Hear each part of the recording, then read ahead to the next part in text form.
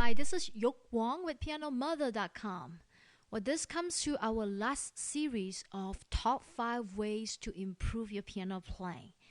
In this series, I'm going to talk about important steps, how to analyze music and make your practice much more enjoyable and much more productive. Now, I also want to share with you an experience that I have with my students. A lot of time, my students would work on a small piece, sometimes 8 to 10 measures. However, when they stumble on a certain measures, they would keep repeating from the beginning. Now, this becomes a habit, where they get into the habit of repeating and keep practicing from the beginning of the piece. What happens is the beginning of the piece will get better and better, but every time they come to that specific measure, they will still have problem because they never did fine-tune that measure. Now, if you're one of those players like that, I encourage you just to isolate the specific measure. Okay, don't try to keep starting from beginnings. In fact, you want to start on the specific measure that you left out, the measure that you need to work on. No, don't keep trying from the beginning. It's almost like young students when they're drawing on a piece of paper. When the paper, the certain things doesn't come out right, then they rip off the paper. They rip apart and then they start all over again. Now, don't get to that habit.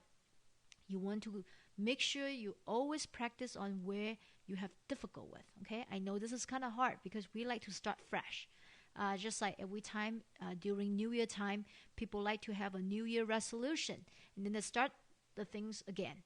And yet, when they get to the certain points, they can never move on.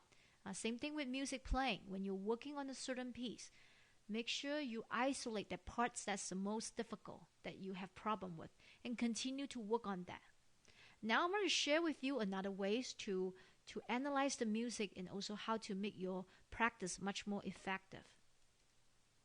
And this is what I call analyze the music. Now this is a common music, canon in D. You see how I've highlighted the section here. Why do I want to do that? Because this is the main theme. Once you go through these 4 measures, and the same thing happen again. So what that means is you need to get good with these 4 measures, and then this will make your life easier. Now, as you notice that, once you practice this 4 measure, you notice the next measure is the same. And then actually this from here on to this is also the same thing. The only thing you're adding in a third below the main themes, the main melody. Okay, so that's one way that you can practice. And always look for the key signatures when you start out a new songs. Once you know this is F sharp and C sharp, then you know this is in the key of D. And here's another example. Okay, I use this as example. This will help you understand. We have talked about in reading the music intervals. As you can see, this is an interval of a third. We have talked about that. And then once you look at this interval, you are able to tell that's a 6 right away. And then you have this melodic interval that we talked about last time.